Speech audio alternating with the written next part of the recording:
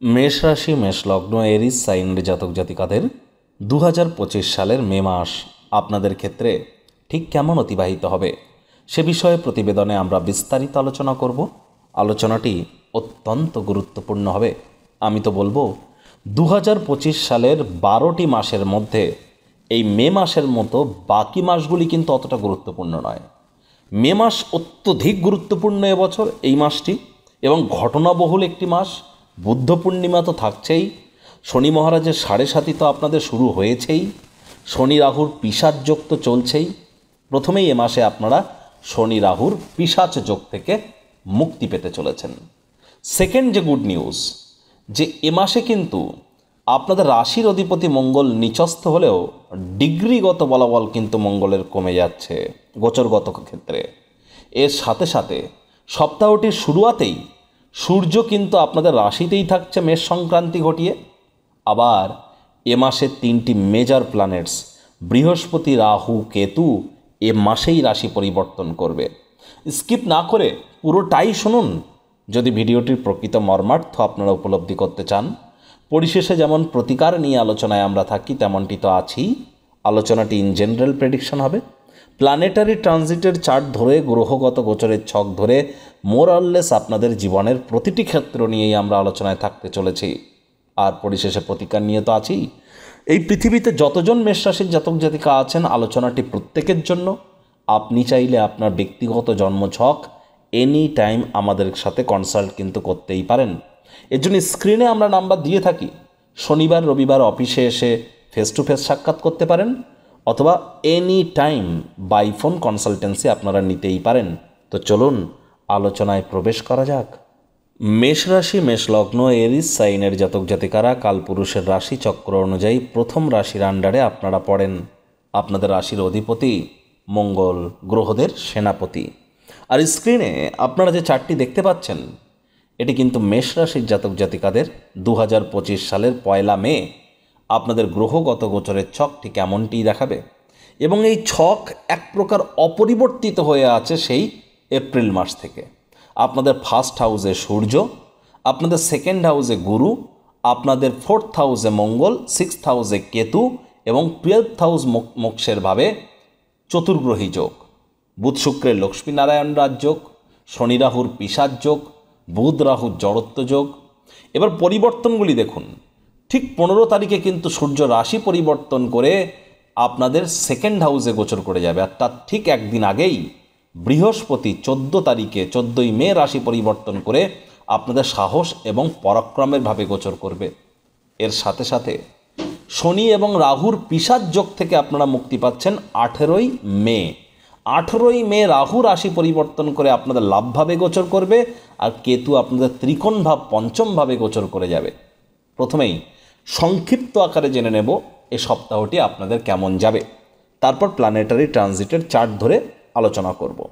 দেখুন, এ সপ্তাহটিতে অবশ্যই আপনাদের নাম, যশ, খ্যাতি, প্রভাব, প্রতিপত্তি সপ্তাহের মাসটির শুরুতেই প্রথম সপ্তাহের সেকেন্ড সপ্তাহে আপনারা কিন্তু পরিলক্ষিত করবেন। অথবা নাম, যশ, খ্যাতি, প্রভাব, প্রতিপত্তি বৃদ্ধির যোগ আমরা কিন্তু 100% পরিলক্ষিত করছি সপ্তাহের ফার্স্ট হাফে। সপ্তাহের ফার্স্ট হাফে প্রেমের ক্ষেত্রেও নতুন নতুন উপলব্ধি আপনারা হাসিল করবেন।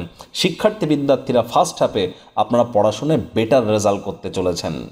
তবে সেকেন্ড হাফে সূর্য যখন আপনাদের সেকেন্ড হাউসে গোচর করবে, তখন কিন্তু প্রেমের জীবনে, শিক্ষার জীবনে একটু বাধা বিপত্তি দেখা দিতে পারে। মানছি মঙ্গলের ডিগ্রিগত বলাবল কমেছে, কিন্তু আপনাদের রাশির অধিপতি মঙ্গল তো এখনও নিচস্থ। এর জন্য স্পষ্ট আকারে আপনাদের বলছি, ছোটোখাটো রোগশোক যদি দেখা দেয় ইমিডিয়েট চিকিৎসকের পরামর্শ নেবেন। নিজে থেকে যেন মেডিসিন ভুলেও খেতে যাবেন না। মায়ের সাথে সম্পর্ককে উন্নত করুন, মায়ের শরীর স্বাস্থ্যের দিকে একটু নজর দিন। কাজের জায়গায় মেজাজকে ঠান্ডা রাখুন। হুটহাট করে রেগে যেতে পারেন। রাগ কিন্তু স্বল্প পাগলামির একটি রূপান্তর মাত্র। পরিবার পরিজনদের উপরে ডমিনেটিং নেচার যেন দেখাতে যাবেন না। সপ্তাহের প্রথমার্ধে আপনাদের কিন্তু ব্যাংকের ব্যালেন্সের দিকে একটু নজর রাখতে হবে, বাজেটকে নিয়ন্ত্রণের মধ্যে রাখতে হবে। তবে সপ্তাহটির সেকেন্ড হাফে গিয়ে কিন্তু ভাগ্যের মজবুতি আপনারা পরিলক্ষিত করবেন। আপনাদের ভাগ্য আপনাদের সঙ্গ দেওয়া শুরু করে দেবে। হায়ার স্টাডিজ যারা করছেন তারা লাভান্বিত হবেন। একই সাথে অবিবাহিতদের বিবাহের যোগ তৈরি হবে, ডেলি ইনকাম বৃদ্ধির যোগ বাড়বে। তবে দাম্পত্য জীবনে কিন্তু কোলাহল একটু বৃদ্ধি পাওয়ার চেষ্টা হয়তো করতে পারে, তবে সেখানে কিন্তু আপনারা খুব ইজিলি নিজেদেরকে ম্যানেজ করে নিতে পারবেন। তবে মঙ্গলের এই যে নিচস্থ দৃষ্টি আপনাদের সপ্তমভাবে দাম্পত্য জীবনের শব্দ চয়নের দিকে আপনাদেরকে অতিরিক্ত সচেতন থাকার পরামর্শ প্রদান করছে। সাহস পরাক্রম বাড়বে, বাইরের খাদ্য খাবার ভুলেও যেন আপনারা খাবেন না।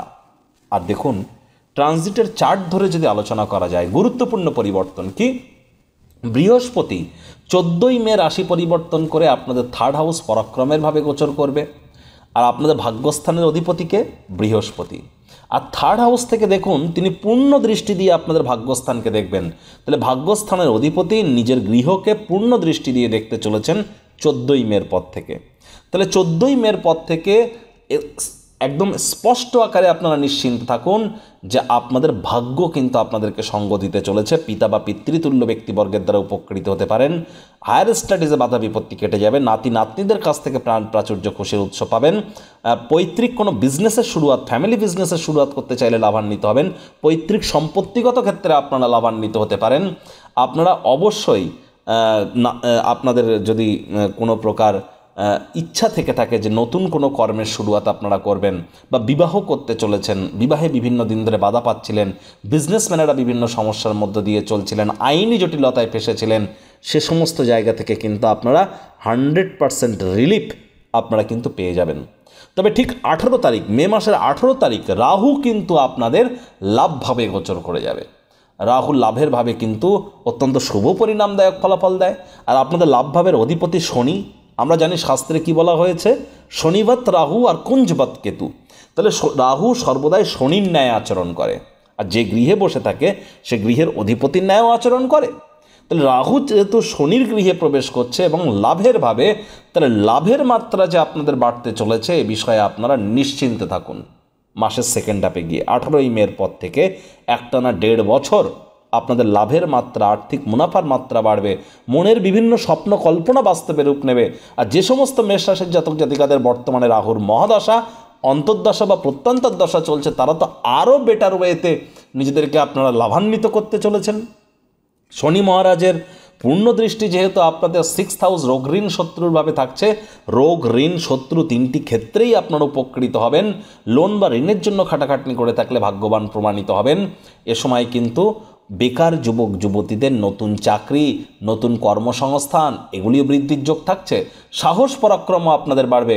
তবে রাহুর যেহেতু পূর্ণ দৃষ্টি আপনাদের সপ্তমভাবে থাকবে, একটি জিনিস কিন্তু স্পষ্ট আকারে আপনাদেরকে বলবো, প্রেমিক প্রেমিকা যুগল আগত 1.5 বছর আপনাদের সম্পর্কের ক্ষেত্রে ভাঙন বা কোনো প্রকার ব্রেকআপের মতো ঘটনা কিন্তু ঘটতেই পারে যদি ভালোবাসার মানুষের চরিত্র নিয়ে সন্দেহবাদী হন এবং মুখনিসৃত বাণীতে যদি কোনো সুধার না আনেন।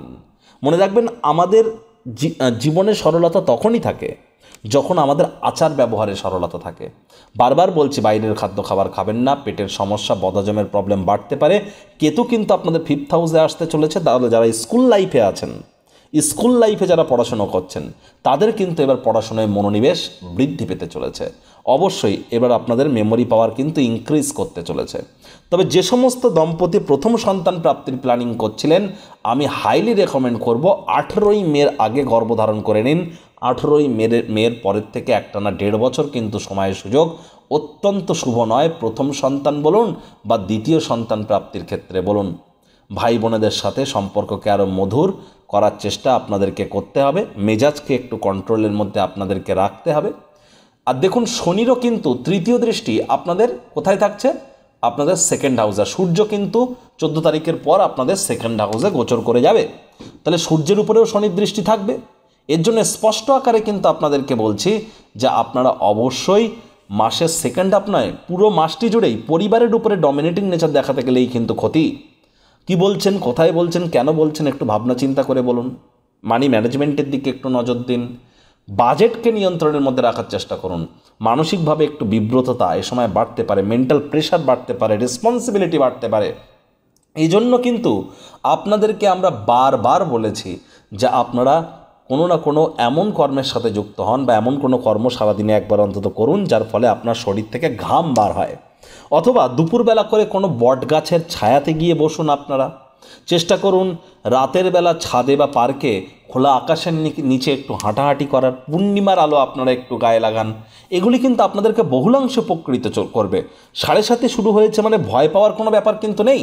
এতদিন আপনারা স্যারের থেকে অনলাইনে কনসালটেন্সি নিয়েছেন, এবার দীর্ঘ প্রতীক্ষার অবসান ঘটছে। থাকছে স্যারের সাথে মুখোমুখি বসবার সুযোগ। প্রতি শনি ও রবিবার স্যার থাকছেন আমাদের তিলোত্তমা কলকাতায়। যদি স্যারের সাথে মুখোমুখি কথা বলতে চান তাহলে নিচে স্ক্রিনে ফ্ল্যাশ হওয়া নম্বরে আজই যোগাযোগ করুন। জীবনকে সমস্যামুক্ত করতে কে না চায়? আর দামি আংটি, পাথর, মাদুলি, তাবিজ, কবজের জন্য অর্থ নষ্টও নয়, শুধুমাত্র law of attraction, sound vibration, temple visiting, মন্ত্রা, দান, ধ্যান, নিউমারোলজি, সিগনেচার চেঞ্জ, বাস্তু, গুপ্ত লুপ্ত বিদ্যার মাধ্যমে অব্যর্থ প্রতিকার করা হয়। প্রতিকার সম্পূর্ণ বিনামূল্যে, কেবলমাত্র সার্ভিস চার্জ নেওয়া হয়ে থাকে। আজই আপনারা আপনার নাম বুক করান মাত্র 1 টাকার বিনিময়ে। আপনি কি উচ্চ শিক্ষাতে বাধা পাচ্ছেন? প্রেমে বাধা, চাকরি, ব্যবসা, অর্থপ্রাপ্তি, ঋণ মুক্তিতে সমস্যা হচ্ছে? বিবাহে বাধা আছে? নাকি সন্তান প্রাপ্তিতে? জটিল কোর্ট কেসে ভুগছেন? নাকি রাজনৈতিক জয়ে সমস্যা হচ্ছে? অথবা কোনো জটিল রোগ থেকে থাকলে আজই যোগাযোগ করুন আমাদের রাজযোগ চ্যানেলের শ্রদ্ধেয় জোডিয়াক সায়েন্টিস্ট কমলেশ দেওয়ান স্যারের সঙ্গে। তবে হ্যাঁ, যে সমস্ত মেষ রাশির জাতক জাতিকাদের ড্রাইভার নাম্বার 4, 7 বা 8 অর্থাৎ রাহু, শনি বা কেতুর নাম্বারে যাদের জন্ম, তার মানে যে কোনো মাস, যে কোনো বছরের 4 তারিখ, 13 তারিখ, 22 তারিখ, 31 তারিখে যদি জন্ম হয়, 7 তারিখ, 16 তারিখ, 25 তারিখে যদি জন্ম হয়, বা 8 তারিখ, 17 তারিখ বা 26 তারিখে যদি জন্ম হয়, ইমিডিয়েট জ্যোতিষতাত্ত্বিক পরামর্শ আপনাদেরকে কিন্তু গ্রহণ করার পরামর্শ আমরা প্রদান করছি। ওই তাবিজ, কবচ, মাতুলি, পাথর পরে কোনো কাজ কিন্তু দেবে না। মনে রাখবেন, কর্মাণ্যেবাধিকারস্তে মা ফলে সুকদাচনা, মা কর্মফল হেতুবুর্মা তে সঙ্গহস্ত কর্মাণি। কর্ম না করলে কর্মের ফল আশা করেন কি করে? কর্ম করলে তবেই তো আপনি কর্মের ফল পাবেন, তা না হলে কর্মের ফল প্রাপ্তি কিন্তু অতটা ইজি নয়। আর সাবধানে গাড়ি ঘোড়া চালান, শব্দ চয়নের দিকে অতিরিক্ত নজর দিন। প্রতিকার স্বরূপ আলোচনা করতে গিয়ে আপনাদের বলবো, স্ক্রিনে আপনারা দেখতে পাচ্ছেন শনি মহারাজের বীজ মন্ত্র ওম প্রাং প্রিং প্রং শনিশ্চারায় নমঃ। এটি আপনারা প্রত্যেক দিন সন্ধ্যাবেলা করে 108 বার করে জপ করুন। তবে শুধুমাত্র শনি মহারাজের প্রণাম মন্ত্র জপ করলেই কাজ দেবে না, স্পষ্ট আকারে বলছি না, উদাহরণস্বরূপ বলছি। ধরুন একজন ব্যক্তি কাউকে মার্ডার করেছে, কোর্টে গিয়ে সাজা পেয়েছে, জেল খেটেছে, তারপরেও শনি মহারাজ বলছে আমার কোর্টে তোমাকে আবার সাজা খাটতে হবে। আর একজন ব্যক্তি মার্ডার করেছে, কোর্টে গিয়ে সাজা পেয়েছে, জেল খেটেছে, ফিরে আসার পর তার সমস্ত সম্পত্তি দান করে দিয়েছে, 108টা শনি মন্দির খুলেছে, রেগুলার শনি মহারাজের নাম জপ করে, তবুও কিন্তু শনি মহারাজ তাকে বলছেন আমার কোর্টে তোমাকে আবার সাজা খাটতে হবে। পাপ বাপকে ছাড়ে না। তাহলে যারা কোনো প্রকার অন্যায় করেছেন তাদের শাস্তি তো হবেই। আর যাদের ক্ষেত্রে, আপনাদের ক্ষেত্রে শনি মহারাজ কি বলছেন, ওই তাবিজ, কবচ, মাদুলি, পাথর পরো না, নীলা, পীতাম্বরী নীলা এসব পরে কোনো লাভ হবে না। তিনি তো কর্মফলদাতা, বিচারক, ন্যায়াধীশ, দণ্ডাধিকারী। শনিবার করে সরিষার তেল বেগুন খাবেন না, কিনবেন না। ধর্মপ্রাণ হন, কর্মনিষ্ঠ হন, মাতৃভক্ত হন, বাসি খাদ্য খাবার খাবেন না, আশপাশ পরিষ্কার পরিচ্ছন্ন রাখুন, নিজেও পরিষ্কার পরিচ্ছন্ন থাকুন, সব কিছু প্ল্যানিং মাফিক, রুটিন মাফিক করুন। পরসমালোচনা, পরচর্চা, পরনিন্দা, রাগ, বিদ্বেষ, হিংসা, ঘৃণা, অহংকার, ইগো এগুলি ত্যাগ করে দিন। দেখবেন এই 7.5 চলাকালীনই সে আপনার জন্মছকে শনি মহারাজ যতই খারাপ পজিশনে থাকুন না কেন, তৎসত্ত্বেও তিনি আপনাদেরকে রাজা বা রানীর ন্যায় হালে সুখ দেবেন। তার কারণ তিনি কর্মফলদাতা। আপনার কর্ম অনুযায়ী ফলাফল দিতে তিনি কিন্তু বাধ্য। তিনিই কিন্তু ন্যায়াধীশ, দণ্ডাধিকারী, বিচারক। তাহলে অবশ্যই শনি মহারাজের ওরিয়েন্টেড কর্ম আপনারা করবার চেষ্টা করুন। আর যারা দীক্ষা নেননি, ইমিডিয়েট দীক্ষা গ্রহণ করবার চেষ্টা করুন, রেগুলার সূর্য প্রণাম করুন, উপকৃত হবেন। তো বন্ধুরা, প্রতিবেদনটি আপনাদের ঠিক কেমন লাগলো? সুচিন্তিত মতামত আশা করি আপনারা নিচের কমেন্ট বক্সে লিখে জানাবেন।